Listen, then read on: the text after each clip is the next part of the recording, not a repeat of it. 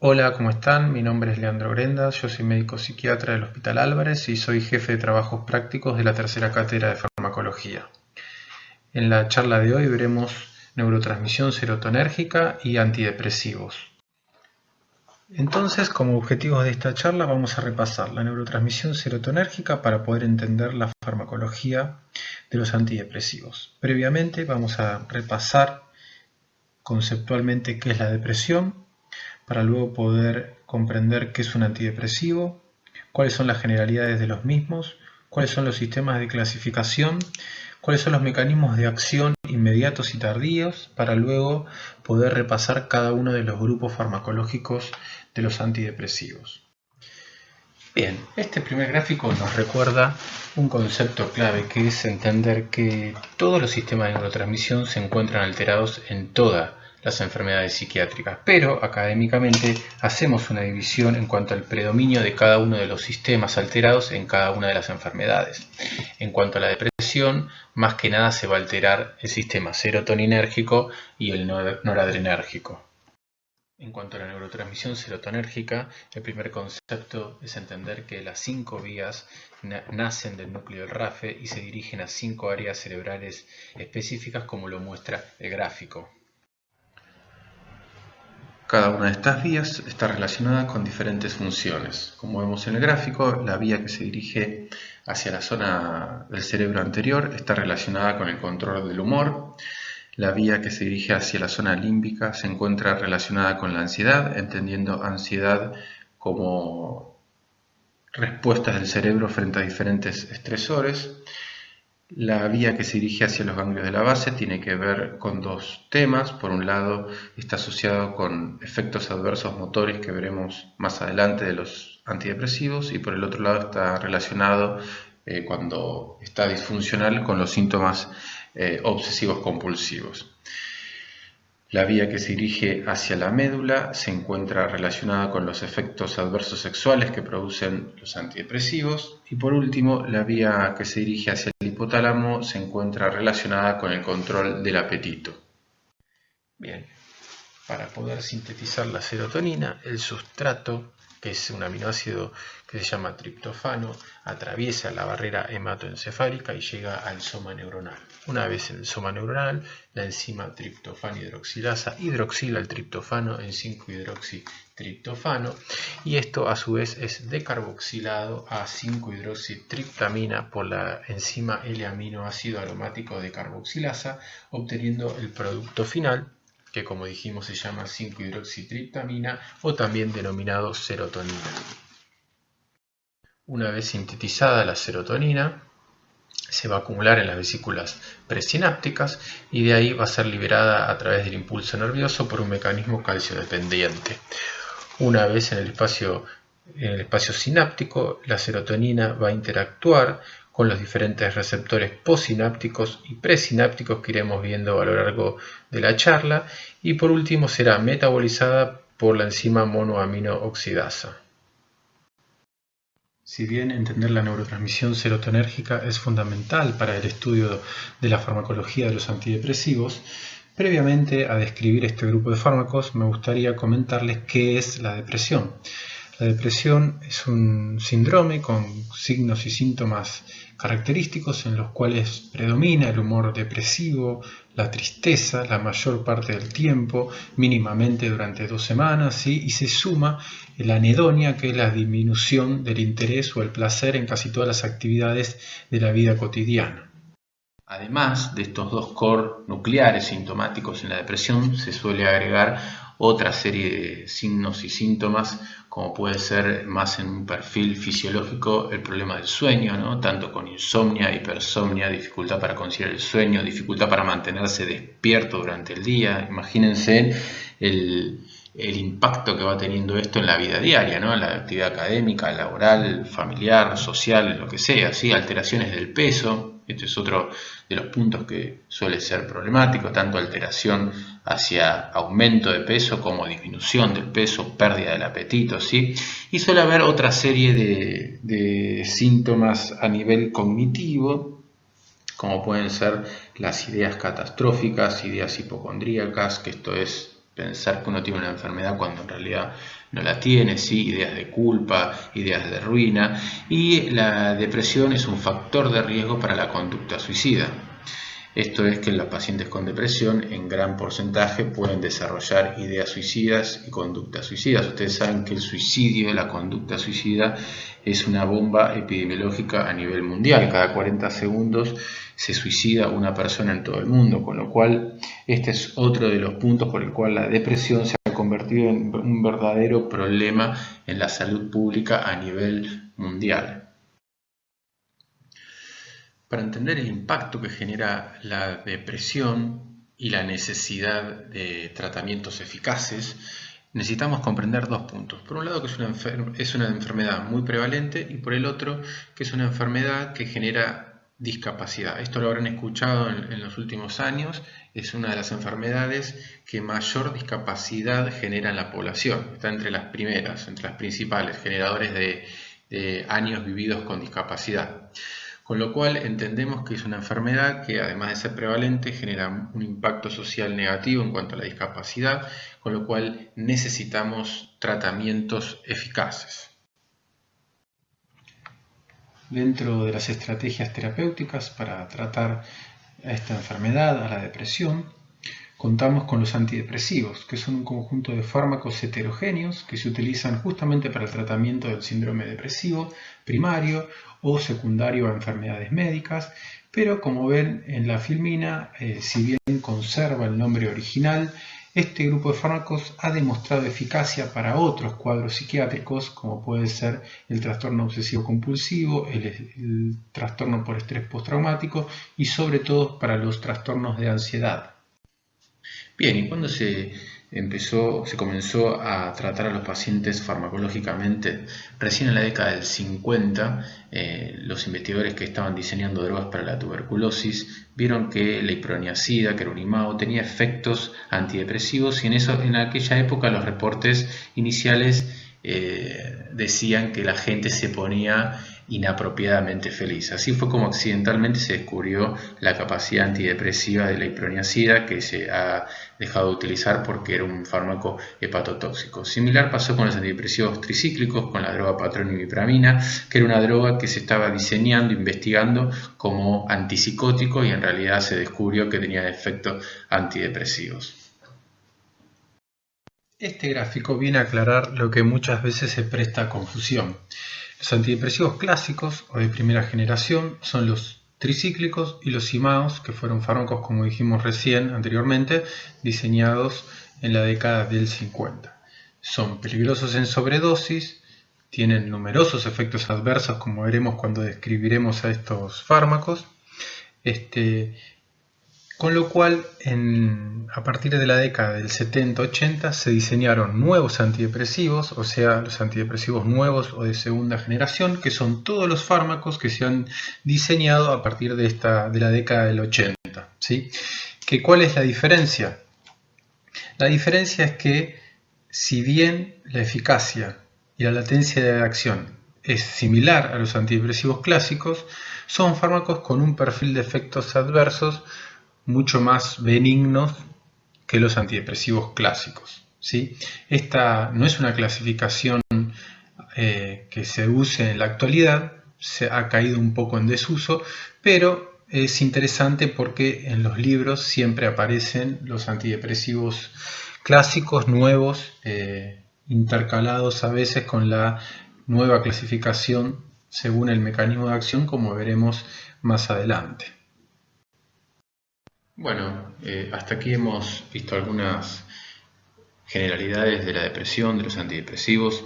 Hemos visto la primera diferencia entre la familia de antidepresivos clásicos y la familia de antidepresivos nuevos, ¿sí? O de segunda generación, que nos ha servido como para entender la primera gran diferencia entre ambas familias, pero en la actualidad la clasificación de los antidepresivos se hace en base al mecanismo de acción inmediato, con lo cual, para comprender la clasificación de los antidepresivos tenemos que familiarizarnos con los siguientes conceptos.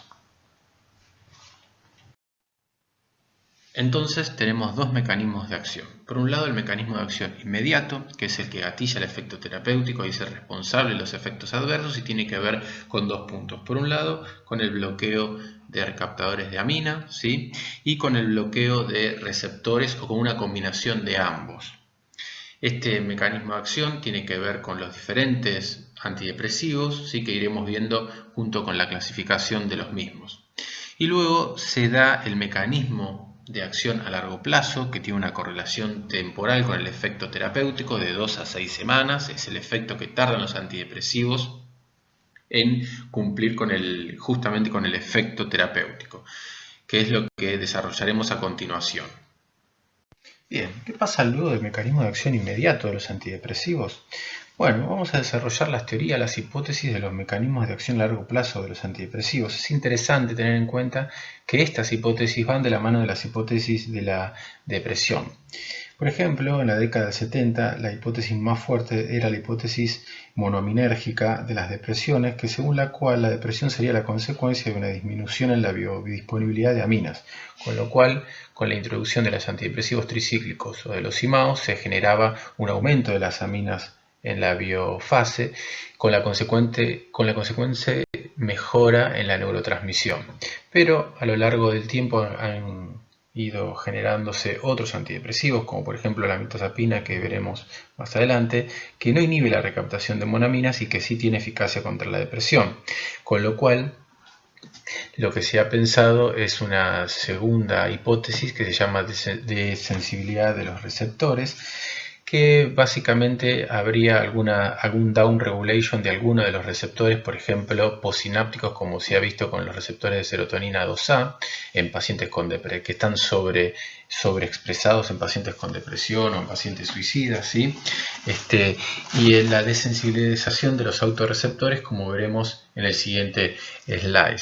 Hay que tener en cuenta que todas estas teorías no son excluyentes, sino que son complementarias.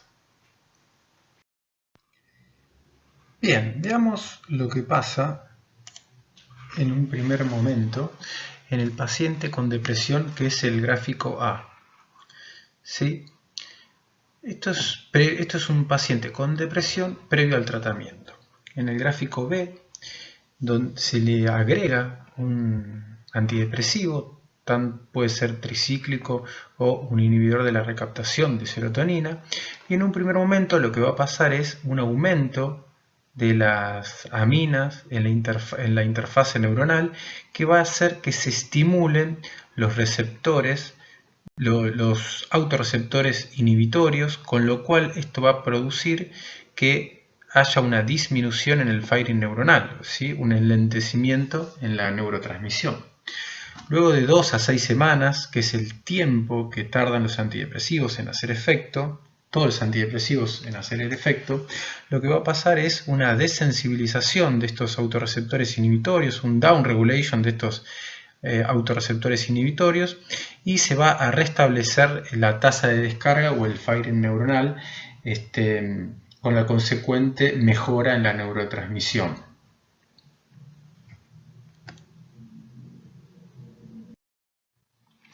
Todos estos mecanismos descritos llevarían a una vía final común de estimulación genómica relacionado con la neuroplasticidad en áreas específicas del cerebro relacionados con la depresión, y serían la base del efecto antidepresivo. Bueno, y teniendo en cuenta el mecanismo de acción inmediato de los antidepresivos, vamos a entender la clasificación actual de los mismos. ¿Sí? En un primer momento vamos a mencionar los 5 grupos de antidepresivos y luego vamos a adentrarnos en el estudio de cada uno de los grupos. El grupo 1 son los inhibidores de la recaptación y bloqueantes de receptores. Este grupo está conformado por 2 familias de fármacos, los antidepresivos tricíclicos, que ya hemos mencionado algunas de sus características, y en otro grupo de fármacos encontramos a la trazodona y nefazodona. El segundo grupo de antidepresivos son los inhibidores de la recaptación, ¿sí? Conformado por 4 familias. Los inhibidores selectivos de la recaptación de serotonina, los inhibidores selectivos de la recaptación de noradrenalina, los inhibidores de la recaptación de serotonina más noradrenalina y los inhibidores de la recaptación de dopamina noradrenalina. Estos ya son fármacos todos diseñados a partir de la década del 80, con lo cual tienen un perfil de efectos adversos más benignos que los antidepresivos clásicos, ¿sí? Son los fármacos de primera elección por este motivo, y este dato, más el dato de lo que hemos charlado del impacto de la depresión y de la prevalencia de la depresión, nos va a dar a entender que independientemente de la especialidad que sigamos en nuestras carreras, gran parte de nuestros pacientes van a estar medicados con estos antidepresivos, por lo cual la importancia de conocer la farmacodinamia y conocer la farmacocinética de este grupo de fármacos. El tercer grupo de antidepresivos corresponde a los bloqueantes de receptores, específicamente la mirtazapina, la droga patrón, es una droga muy utilizada en la práctica clínica, y también se encuentra la mianserina y ogomelatina con diferentes mecanismos de acción, diferentes bloqueos de receptores, como se ve en la filmina. El cuarto grupo pertenece a la recaptación a los estimulantes de la recaptación de serotonina, como es la tianeptina. El quinto y último grupo de antidepresivos son los inhibidores de la monoamino oxigenasa o IMAOs, ¿sí? Que los veremos hacia el final de la charla. Bueno, y ahora que conocemos la clasificación de los antidepresivos según el mecanismo de acción inmediato, vamos a estudiar cada uno de los grupos farmacológicos, ¿sí? Empezando por los antidepresivos tricíclicos, que corresponden a los inhibidores de la recaptación más bloqueantes de receptores. En la década del 40, del 50, buscando moléculas para el control de la sintomatología de la agitación en el contexto de psicosis, había uno que se llamaba imipramina, que era un análogo estructural de la clorpromacina, que si bien no demostraba eficacia para el control de la sintomatología de agitación, sí lo hacía para los síntomas depresivos. A partir de que la imipramina demuestra eficacia para el control de los síntomas depresivos, se van a sintetizar varias moléculas análogas, ¿sí? Pero la imipramina va a quedar como droga patrón del grupo. Este grupo de fármacos se los conoce como antidepresivos tricíclicos, ya que todos tienen 3 anillos en el centro de la molécula y todos tienen un efecto marcado antidepresivo. Molecularmente, estos antidepresivos constan de una estructura tricíclica que está compuesta por un núcleo de 3 anillos que va a otorgar el efecto antidepresivo, una cadena lateral que termina en un grupo amino terciario, como se ve en la imagen, o secundario. El grupo amino terminal va a marcar el mecanismo de acción inmediato de estos antidepresivos, ¿sí? Fíjense, las aminas terciarias van a tener mayor potencia para bloquear el recaptador de serotonina, ¿sí? Y un mayor bloqueo de los receptores alfa, H1 y M. Esto no significa que no van a bloquear el recaptador de noradrenalina, pero lo van a hacer con mayor potencia sobre el de serotonina, ¿sí? Las aminas secundarias fueron diseñadas justamente para tener un menor perfil de efectos adversos, ¿sí? Y bloquean los receptores H1, M y alfa con menor intensidad que las aminas terciarias. Como ejemplo de las aminas terciarias, recuerden las siglas CIA, clorimipramina, imipramina y amitriptilina, y de las aminas secundarias recuerden nortriptilina y desipramina. Bien, continuando con el efecto inmediato, recuerden que independientemente de la molécula se va a inhibir la recaptación de ambas aminas, tanto serotonina como noradrenalina. Entonces lo que va a pasar en un primer momento con los antidepresivos tricíclicos es que va a haber una estimulación de los receptores, de los autorreceptores inhibitorios alfa 2 y 5-HT1, con el cual va a descender el firing, va a disminuir el firing neuronal en las neuronas serotoninérgicas del núcleo del RAFE y va a disminuir el firing neuronal en las neuronas noradrenérgicas del locus coeruleus, ¿sí? En un segundo momento se van a desensibilizar estos autorreceptores inhibitorios y se va a restablecer el firing neuronal de ambos sistemas. A su vez se va a desensibilizar, pasa un tiempo, los receptores postsinápticos beta y los receptores postsinápticos 5-HT2. Todos estos mecanismos nos van a llevar a la vía final común, que es la neurogénesis en localizaciones específicas del cerebro, que esto se traduciría en la mejora clínica de la depresión.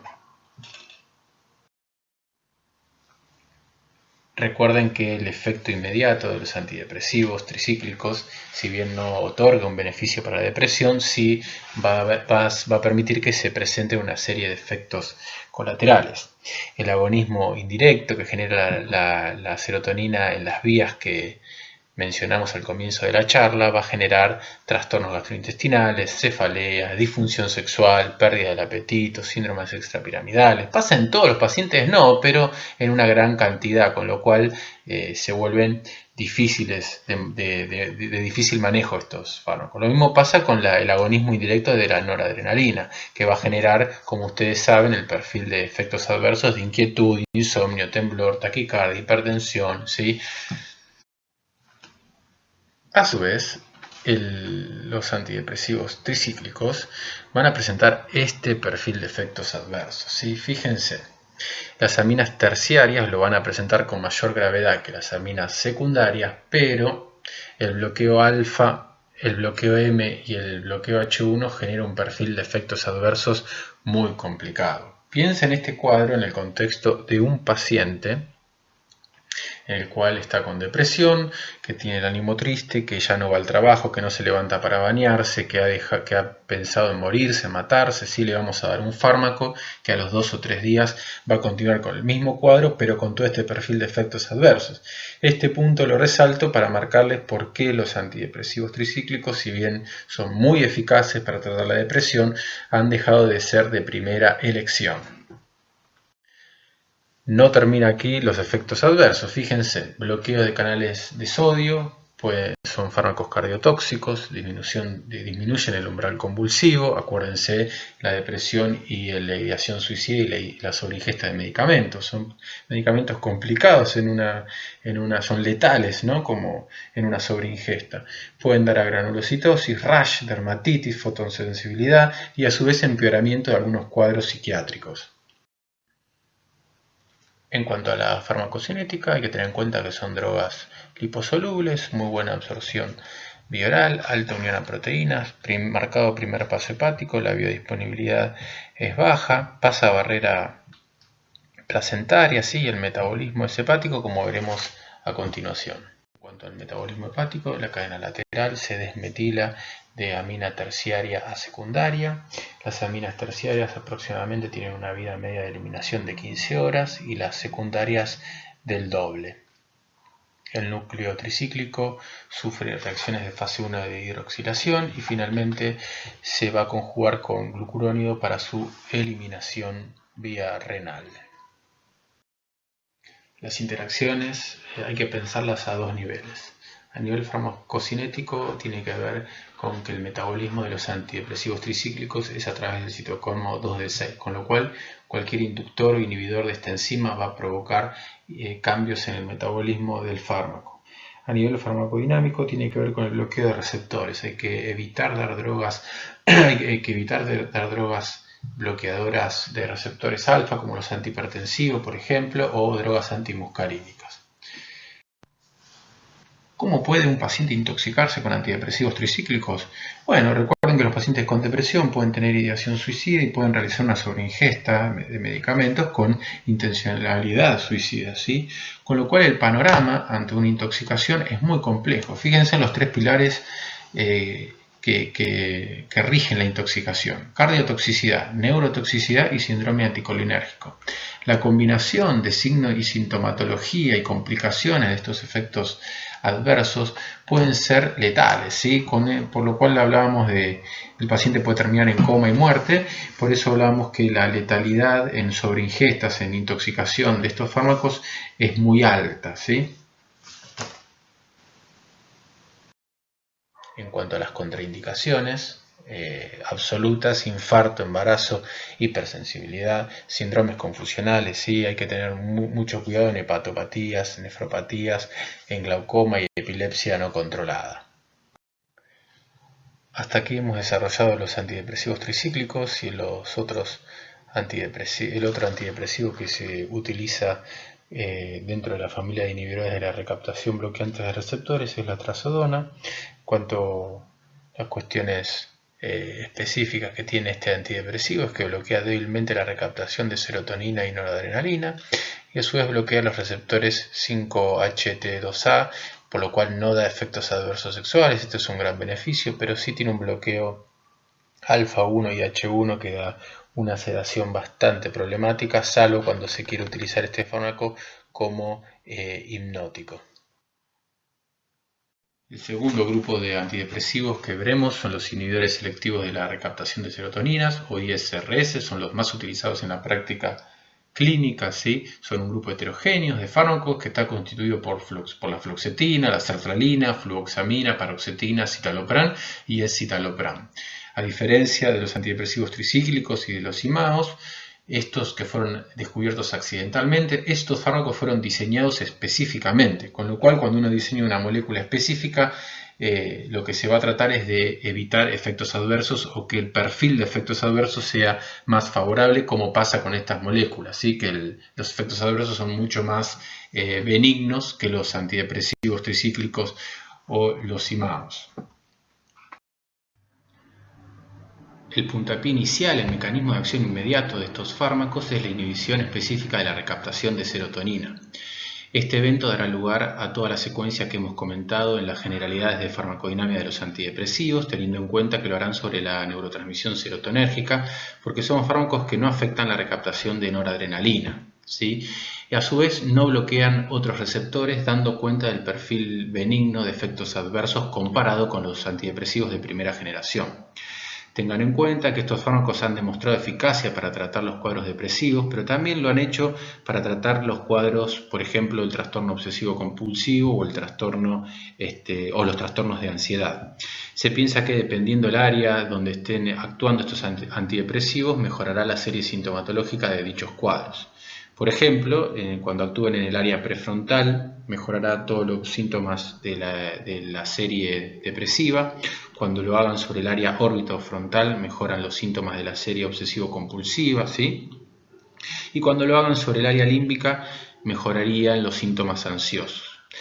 A su vez, el efecto inhibitorio mediado por el aumento de la actividad de los receptores 5-HT2A en las interneuronas GABAérgicas del locus coeruleus disminuiría el firing neuronal noradrenérgico, con lo cual esto reforzaría el efecto en la mejoría de los síntomas ansiosos. Si bien habíamos dicho que el perfil de efectos adversos es más benigno comparado con los antidepresivos clásicos, no estamos exentos de estos efectos colaterales por la inhibición de la recaptación de serotonina, ¿sí? El insomnio y la somnolencia es bastante frecuente, todo lo que es trastorno gastrointestinal, náuseas y diarrea más que nada también son frecuentes y se dan por dos mecanismos. A nivel central por el estímulo del receptor 5-HT3 en la zona quimiorreceptora gatillo y a nivel periférico por el estímulo serotoninérgico intestinal. ¿Sí? Son eventos que generan tolerancia. La disfunción sexual también es muy frecuente, tanto en hombres y mujeres. Esto se da por el estímulo del receptor 5-HT2. ¿Sí? Piensen que son tratamientos de larga duración, de 9 meses, y este es el efecto por el cual los pacientes abandonan el tratamiento, ¿sí? La pérdida de apetito, cefalea, síndrome extrapiramidal, que puede ser por acaticia, o parkinsonismo. Estos son efectos muy raros, pero se da por la inhibición de la producción y liberación de dopamina por aumento de la serotonina sináptica, ¿sí? Y también los diferentes tipos de hemorragia puede haber, que se da por la depresión de serotonina en las plaquetas. En cuanto a la farmacocinética de estos fármacos hay que tener en cuenta algunos puntos. La absorción bilateral es buena para todos los fármacos. Los alimentos no interaccionan en la absorción de estos fármacos, salvo con la sertralina, que mejora la absorción. El pico plasmático de estas drogas es de 4 a 8 horas. ¿Sí? La principal diferencia radica en la vida media. Tenemos vida media corta para la paroxetina y fluoxamina. Esto va a tener riesgo del síndrome de discontinuación. El síndrome de discontinuación es una serie de síntomas somáticos como mareo, náuseas, vómitos, cefaleas, más síntomas de tipo gripal. ¿Sí? La fluoxetina, al tener una vida media larga, baja el riesgo de este síndrome de discontinuación en caso de suspensión abrupta, pero al tener una vida media larga de más de 30 horas, tenemos el problema de que si queremos cambiar de medicamento, el tiempo de lavado es mayor. El metabolismo es hepático y lo interesante es que el citalopram y sertralina no inhiben el citocromo 2D6, con lo cual el perfil de interacción es muy escaso. Y la paroxetina y la fluoxetina sí inhiben el 2D6, el citocromo 2D6, con lo cual hay que tener en cuenta con la combinación de fármacos que se metabolizan por este citocromo, como puede ser los antipsicóticos. Sobre todo hay que tener en cuenta los fármacos que se metabolizan por este citocromo con un rango estrecho terapéutico. En cuanto a las interacciones hay que pensarla a dos niveles. A nivel farmacodinámico tiene que ver con todo lo que produzca el síndrome serotonérgico, que es a través de la combinación de los IRS con los IMAOs y los antidepresivos tricíclicos. ¿Sí? La combinación de estos fármacos puede generar este síndrome, que lo veremos hacia el final de la charla cuando veamos IMAOs. Y la otra interacción farmacodinámica registrada son la combinación con anticoagulantes dicumarínicos, que puede aumentar el riesgo de sangrado.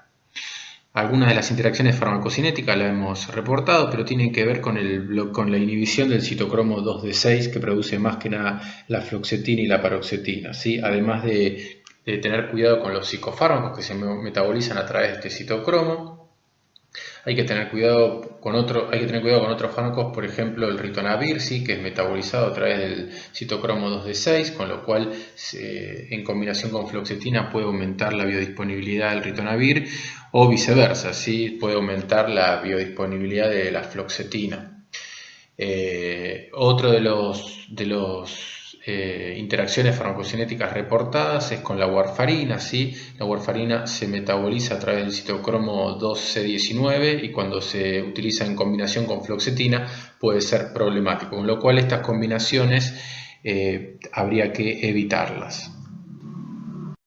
Bien, entonces hasta acá podemos repasar que los antidepresivos tricíclicos y los inhibidores selectivos de la recaptación de serotonina tienen la misma eficacia antidepresiva, ambos tienen latencia de acción de efecto de 2 a 6 semanas por los mecanismos de acción que hemos comentado, pero los IR son mejor tolerados por tener menos efectos colaterales, además no son cardiotóxicos, no bajan el umbral convulsivo, tienen menos riesgos en sobredosis y no tienen interacción de gravedad. Todo esto es el motivo por el cual los ISRS son los antidepresivos de primera elección. Continuando con los inhibidores de la recaptación, tenemos a los inhibidores de la recaptación de serotonina-noradrenalina, o también llamados duales. ¿Sí? Su representante es la venlafaxina. Es un fármaco que ha demostrado eficacia para la depresión, ¿sí? Aún cuando se switchea de un IRS hacia un dual, pero no se usa de primera elección por los efectos adversos que veremos, ¿sí? El mecanismo de acción es interesante, a menor de 150 miligramos día bloquea solamente la recaptación de serotonina, se comporta como un IRS, ¿sí? Y en más de 150 miligramos día bloquea a su vez la recaptación de noradrenalina, transformándose en un antidepresivo dual, ¿sí? Con lo cual tiene un mecanismo de acción similar a los tricíclicos, pero no bloquea receptores H1, alfa 1 y M, ¿sí? Con lo cual el perfil de efectos adversos es más benigno que el de los tricíclicos. Los efectos adversos también son dosis dependientes, esto significa que a dosis baja son similares a los ISRS y a dosis alta aparece el efecto noradrenérgico, inquietud, insomnio, pero sobre todo los efectos adversos cardiovasculares, sobre todo el aumento de la presión arterial, que es frecuente y que hay que tener cuidado cuando se inicia un tratamiento con venlafaxina en los pacientes. Hay que solicitar una curva de registro de tensión arterial, ¿sí? Tenga o no tenga antecedentes de cardiovasculares.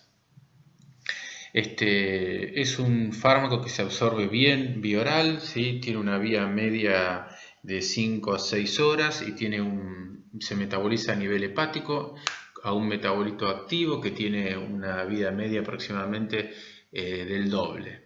¿Sí? El último fármaco que veremos de este grupo es el bupropion, que es un bloqueador de los recaptadores de dopamina y noradrenalina. Además de demostrar eficacia para el tratamiento de la depresión, ha demostrado eficacia para el tratamiento del tabaquismo. Se piensa que es por aumento de la dopamina en el núcleo accumbens, que es un núcleo relacionado con el sistema de recompensa. Tiene un perfil de efectos adversos diferente al que venimos viendo por dos motivos. Primero, por el mecanismo de acción, y segundo, porque es una molécula secundaria similar a las anfetaminas, con lo cual tiene un leve efecto euforizante, por lo cual no va a producir sueño, al contrario, muchas veces tiene el problema del insomnio, ¿sí? Por otro lado, no tiene efectos adversos sexuales. Esto es interesante a la hora de pensar en el switch de un antidepresivo que tiene efectos adversos sexual por uno que no tiene, ¿sí? Para continuar con el tratamiento de la depresión. No tiene aumento de peso, ¿sí? Y no tiene efectos anticolinérgicos. El rango de dosis es de 150 a 300 y se ha visto que con dosis mayores a 450 miligramos día puede tener riesgo de convulsiones. Para evitar todos estos efectos adversos se han diseñado moléculas de liberación prolongada que hace que el perfil de efectos adversos sea más tolerable. Tiene una buena absorción bioral, tiene un metabolismo hepático, pero inhibe al citocromo 2D6, con lo cual hay que tener cuidado con las interacciones a ese nivel.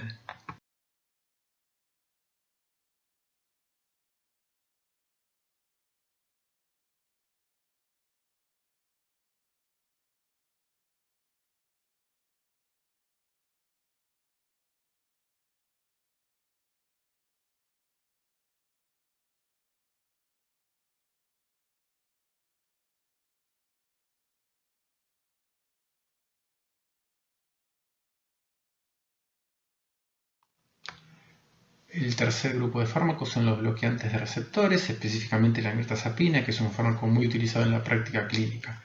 Tiene un interesante mecanismo de acción, ya que no bloquea la recaptación de aminas y se basa en el bloqueo de receptores alfa-2 presinápticos, tanto en neuronas noradrenérgicas como serotoninérgicas, aumentando la liberación y neurotransmisión.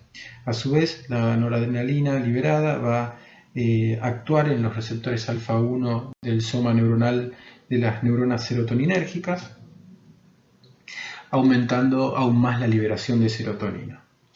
Sí, a su vez bloquea los receptores 5-HT2A y 5-HT3. Esto tiene que ver con el efecto antidepresivo y con un mejor perfil de efectos adversos. Por ejemplo, es un fármaco que no da efectos adversos sexuales.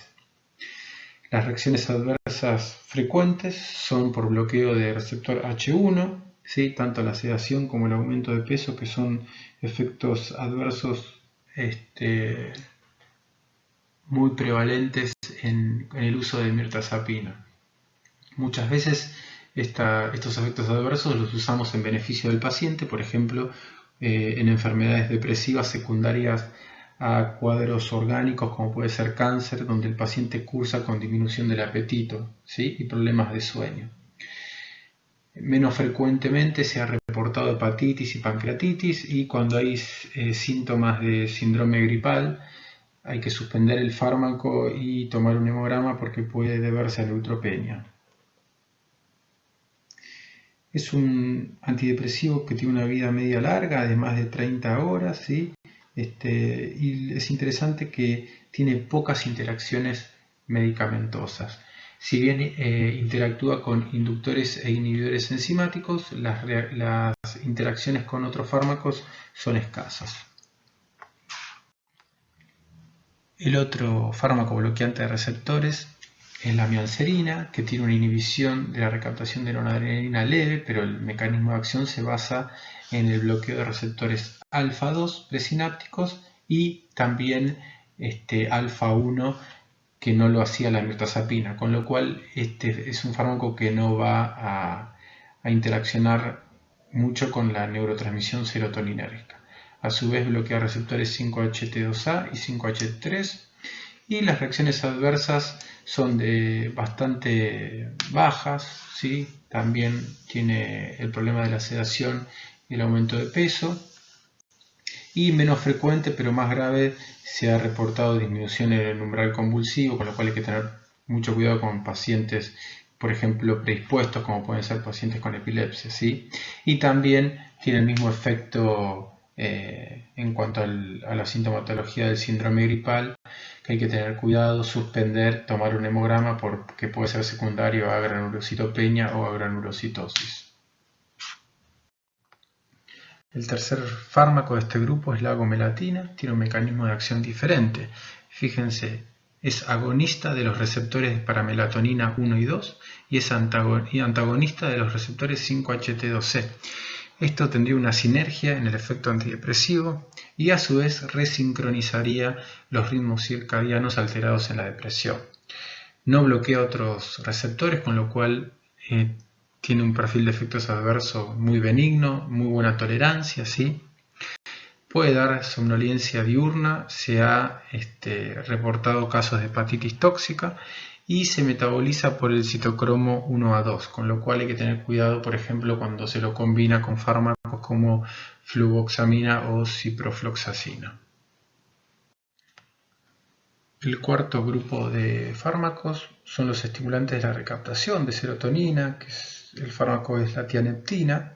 ¿Con esto queremos decir que nos contradecimos con todo lo que venimos hablando? No, este fármaco plantea la hipótesis de que algunas depresiones podrían ser secundarias a un exceso de serotonina o a una inestabilidad en la neurotransmisión serotonérgica.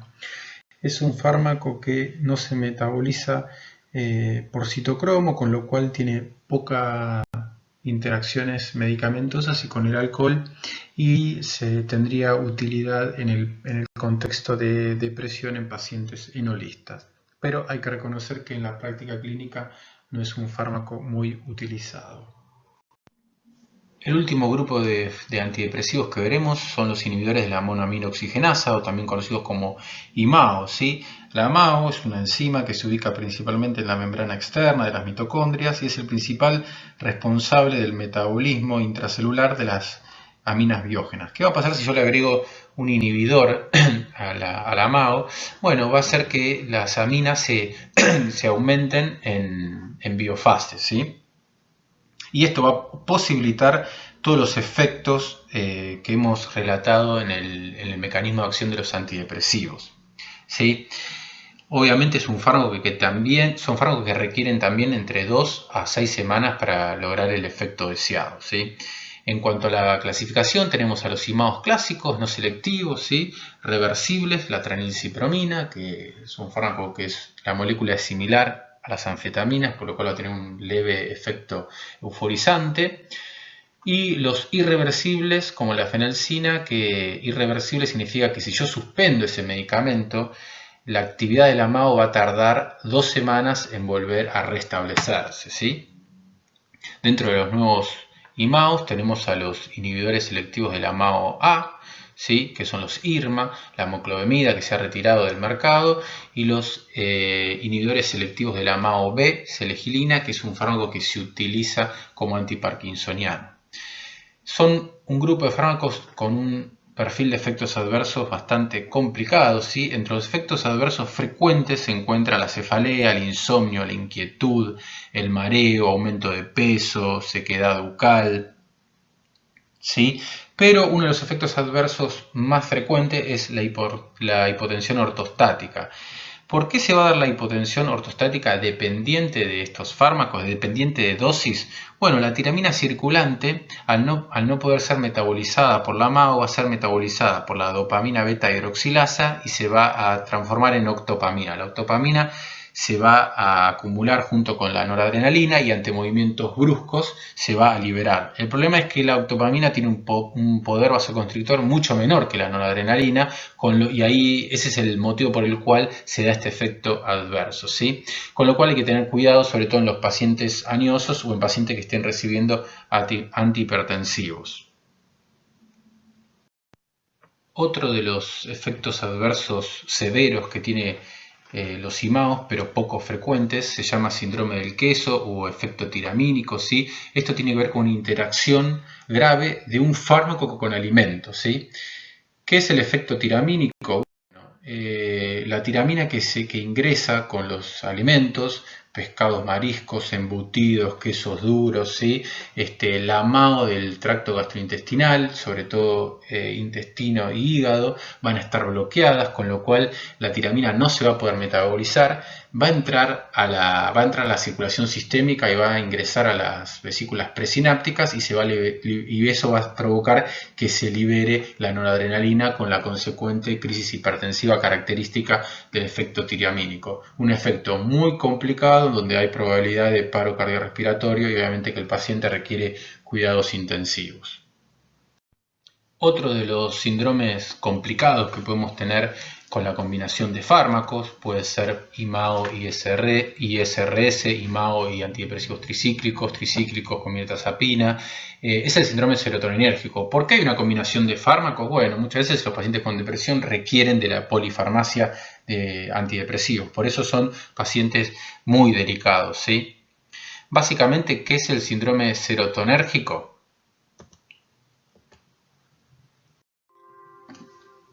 Entonces, decíamos que el síndrome serotonérgico es un síndrome complicado por combinación de fármacos, en lo que hay una triada de disfunción autonómica, donde va a haber fiebre, diaforesis, enrojecimiento, temblor, diarrea, ¿sí? Alteraciones del estado mental, desorientación, confusión, letargo, agitación, puede haber más una complicación neuromuscular que va desde ataxia, hiperreflexia, mioclonías, convulsiones, ¿sí? Se suma hipertonía muscular, radiomiólisis e insuficiencia renal. Como ven, es un cuadro muy complicado en el que el paciente requiere cuidados intensivos. Bueno, hemos finalizado la charla de antidepresivos, espero que haya sido de utilidad, quedo a disposición en el foro para responder las preguntas. Y recuerden lo que siempre les decimos, que la charla, las clases no reemplaza el libro de texto, sino que lo complementa. Les mando un saludo y estamos en contacto a través del foro.